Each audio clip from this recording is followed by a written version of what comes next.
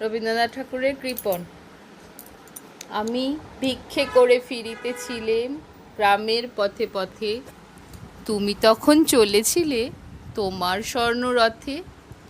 অপূর্ব এক স্বপ্ন সম লাগিতেছিল চক্ষে মম।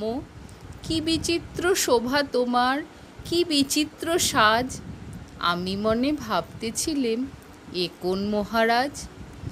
আজি শুভক্ষণে রাত পোহালো, ভেবেছিলেম তবে আজ আমারে দ্বারে দ্বারে ফিরিতে নাহি হবে। বাহির হতে নাহি হতে কাহার দেখা পেলেম পথে, চলিতে রথে ধনধান্য ছড়াবে দুই ধারে। মুঠা মুঠা কুড়িয়ে নেব, নেব ভারে ভারে।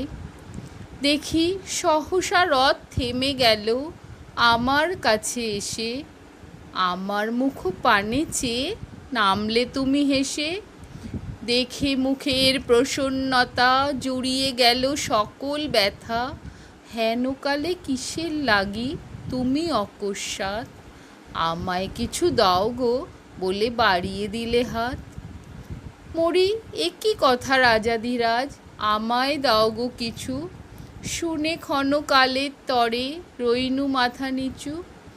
তোমার কি বা অভাব আছে ভিখারি ভিক্ষুকের কাছে, এ কেবল কৌতুকের বশে আমায় প্রবঞ্চনা। ঝুলি হতে দিলেম তুলে একটি ছোট কণা, যবে পাত্রখানি ঘরে এনে উজাড় করি, এ কি ভিক্ষা মাঝে একটি ছোট সোনার কণা দেখি। দিলেম যারাজ ভিখারিরে স্বর্ণ হয়ে এলো ফিরে, তখন কাঁদি চোখের জলে দুটি নয়ন ভরে। তোমায় কেন দিইনি আমার সকল শূন্য করে। নমস্কার।